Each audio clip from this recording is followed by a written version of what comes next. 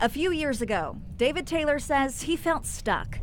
Stuck in a cycle of bad behavior. Do I actually want to be here? Stuck at the Kalamazoo County Juvenile Home. I know it might look like it's not coming out, but it will. And then he found a vehicle. Take those screws, the new screws.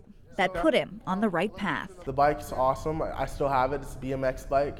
I can't fit it anymore, but it just reminds me like, this is where I started. This was the beginning of something new, something different, a change. David built that bicycle himself.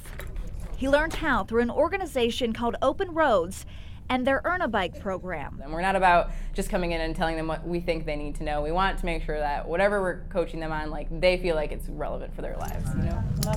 For 6 weeks, lessons disguised as tune-ups teach kids life and social skills. You got it? They're given the tools to become mechanics, able to turn metal parts and plastic pieces into a 10-speed, while at the same time greasing the wheels for future success. I think if you sit down a group of teenage kids and say, hey, I'm going to teach you some social skills, it's not that exciting, right? You have to have something more incentivizing, and bikes are an awesome vehicle for that because it symbolizes like independence and self-sufficiency.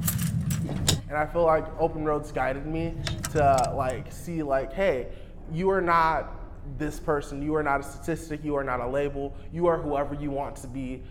You define yourself. Ninja. A teen who once defined himself as shy and angry.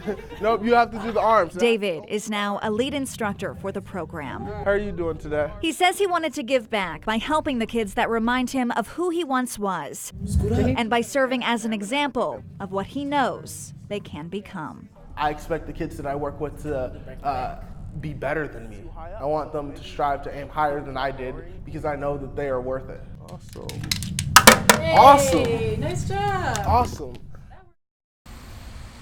This pump rests quietly along M43 at full stop. Crooked Lake's water no longer flowing into Glasby Lake. That's because the county has already filled Glasby to its limit.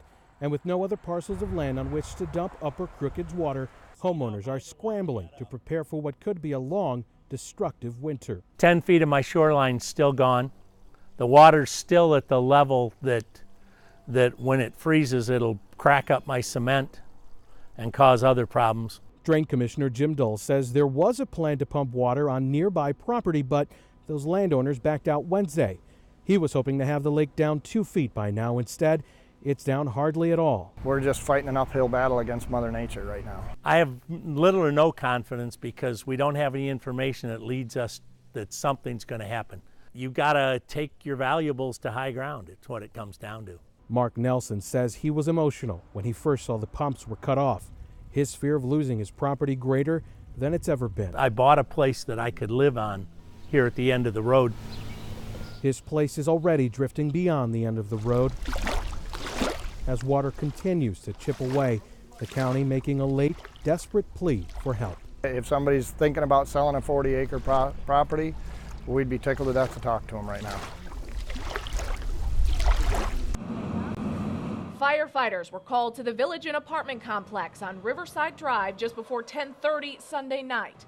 Before it was all over, 2/3 of the roof had caved in. Apartments were destroyed, leaving behind a charred path of destruction. Some 80 people were displaced. There is consistent damage in that area, period. It does vary with regards to certain areas of the structure that you can see from the exterior. Fire Marshal Quincy Jones with the Battle Creek Fire Department says it appears the fire started here, but where exactly and what may have caused it remain under investigation. Jones tells us he has not yet had a chance to get inside. However, some firefighters have been in to retrieve certain items. No one has been taken through the building. The crews have assisted in basically getting people personable things that are we're considering priority things, medications, IDs, things of that sort. Jones was on scene overnight interviewing many of these tenants who had no choice but to stand by and watch their building go up in flames. And I was like, what is that smell? And we walked out ran to the balcony and I saw the flames and I was like, we need to get out. Our apartment complex is on fire. Our son started pounding on the door, get out, the whole place is on fire. First responders say several residents received medical attention on scene and 2 people were taken to Bronson Hospital in Kalamazoo with severe burns. I'm just glad everybody's safe, everybody got out, and pray for everybody. This hasn't always been the scene at Bulldogs games. For a Bulldog touchdown. The team's scoring plenty this season. Centerville going into tonight undefeated.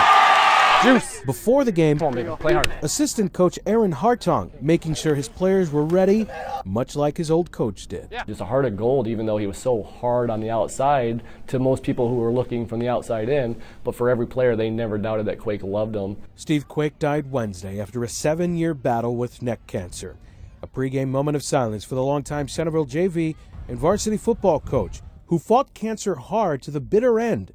A toughness Aaron says Quake handed down to all of his players. He taught me not to let my size bother me, that it's what's in the heart and what's in the mental toughness that matters, and so without him I wouldn't have had a lot of the opportunities I had in life. Hartong says Quake was instrumental in keeping football alive in Centerville, starting a youth football program decades ago so young kids could learn to love the sport. He helped coach Centerville to its first ever playoffs in 2001. Right here. Hartong was on that team. And says Quake's tough love style kept you in line and gave you confidence. And along with his passion, that tough love is how he coaches today. Yeah, you screwed up, you did it wrong, but I still love you, I'm still here, nothing's changed about that, right? I mean, you could do it wrong 1,000 times and I'm going to crack on you 1,000 times, but I still love you to death and I'm still going to be here to support you, and that's pure Quake right there. This is where I come on a Friday to bring magazines just to the waiting rooms. Bob Johnson and his magazine cart. Right on down, around we go. Is a story that's hard to put down. He's been filling the pages for the last 20 years at Bronson Methodist Hospital. Inspiration to the nurses, the staff, the other patients. We have people, if you like people. It begins with Bob rolling in with a gentle knock. Care for a free magazine to look at? Then he finds the perfect match for each patient. Western horses, automobiles. Outdoor life. Outdoor life. But the real draw to the magazine man's story is the relationships he's been able to build, even in a hospital bed, even in the midst of pain and suffering. You got to be pushing 90, aren't you? A little bit after that, 96. Well, 96 and a half. I got a ways to catch up to you. Little communication from somebody just off the street. The staff at Bronson couldn't imagine the hospital without him and know the value he brings is about much more than the games and books on his cart. Seeing someone at his age out and about, healthy, volunteering, being active in the community, and just really helping make a difference in other people's lives. Bob's story has slowed down over the last few years, but it keeps on going, and he'll keep on going until his legs or the magazines run out. It's just a wonderful thing to be able to do. Not only just doing it, but just being around. Right, there you go, baby. These are the last few days Tony Carpenter will come to class at Hillside Learning and Behavior Center in Allegan. His mom, Denise Peckle, says he's been on this journey to be his best self since he was 2. Strap your feet so you don't lose toes. He tries so hard at everything that I just know he'll succeed at everything he does. Try. The center has been helping Tony learn how to live with cerebral palsy, seizure disorder, and dysphagia. He's undergone 11 surgeries on his hands, knees, mouth, and back. He had scoliosis so bad that his spine was growing into his lungs, so it was a life or death decision. In between surgery recovery, Tony has been learning at the center with his teacher of 14 years. Most of his growth is focused around using his head and neck to power this wheelchair on his own. Where's your Patty? Just to see him really did mature and grow into the young man he is, and every challenge we threw at him, he accepted and was able to overcome it and do it, and all his peers have watched that over these years. There you go, baby. As independent as this chair allows Tony to be, it's not his primary source of mobility. This manual chair, held together with duct tape and zip ties, is. It bothers him. He gets very worried about that when things like that break down. Peckle says a manual chair fits their home easier and is much lighter to move around. She says fundraisers at his school and online for a new one have touched their family. People we don't know, people that we've known for years, are just giving and sharing and praying, and it's just overwhelming in a really good way. With the community's help, she's confident her son can graduate with more than just a new mode of mobility. And a smile that doesn't quit. He always makes me proud. Oh, is that hard work? Yeah. It is hard work. I know. You do a good job, don't you? Piece by piece, Lucas Hernandez is getting hooked up to the Indigo exoskeleton. Okay, go ahead. It's helping the 20-year-old learn how to walk again, one step at a time. Let's wait for a second. And take one more step. The exoskeleton is a robotic device supporting his ankles, knees, thighs, and hips. Physical therapist Jake Miller says it's designed for patients like Hernandez recovering from a spinal injury or stroke. Work on his strength, work on his coordination and balance, and really build those factors to work on overall independence and mobility outside device with. Hernandez was paralyzed after breaking his neck while on the job. He says he was at a construction site when a load of steel pipes fell, knocking him off his feet before he crashed to the ground. They asked if I could feel my legs. I said no. Body weight supported over ground. He feels his legs and a lot of his body now after 6 months of physical therapy at Mary Free Bed Rehabilitation Hospital. The exoskeleton is battery-powered and operated by settings on an iPod specific to Hernandez's needs. Provide more support at the knee as needed to help them really achieve that independence and strength with walking, and help somebody get stronger and more coordinated with their walking pattern as well. Though Hernandez uses a wheelchair most of the time, he's taking it step by step towards better mobility with the extra help. I didn't have the amount of function I do now in the right leg.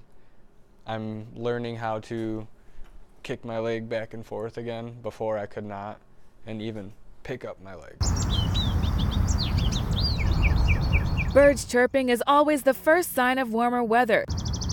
But you know it's officially spring when you see that barbecue smoke and hear the sizzle. This is spring in the air. It's so warm over here and the smoke is going and the neighborhood is vibrant because the weather. Cooks at Riverview Grill smoke their barbecue outdoors year-round, but say this weather is a refreshing start to a new season. It has just been a long, cold winter. My little company has faced everything from a burn down to ice storms. We even got flooded out once. It has been a long winter for West Michigan. A long winter, drivers couldn't wait to scrub off as they line up at a car wash. It's been an up and down. It's been cold, it's hot. The weather's getting to me, making me sick, so I'm just glad the snow is gone for now. I despise winter, and I despise winter roads, especially in Michigan. So I am so happy that it's warmer. I'm so ready for spring. Root beer is how these folks are toasting in the warm temperatures.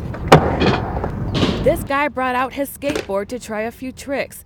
The season is getting people out, doing things they couldn't for the last several months. I can't wait to go to the beach. I cannot wait to go to South Haven Beach and thank the Lord for the weather. I see it. I see it's moving. It's all the way up in that tree right behind him. See that little like black area? Yeah. Kind of by the chimney up there? Uh-huh. That's it. Mom, are they gonna bring it over? There's a buzz growing on Dayton Street, and it's not from any bees. Oh, it's moving. Neighbor Mary Jean Hansen says it's incredible. 51 years.